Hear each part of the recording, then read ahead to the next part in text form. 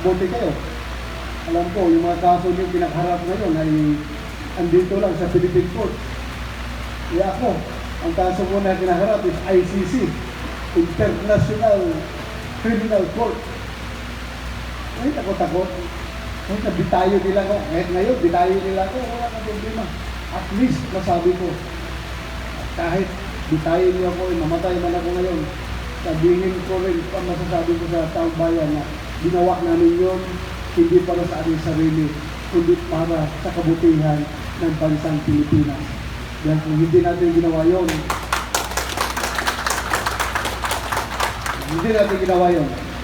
narco state ng Pilipinas.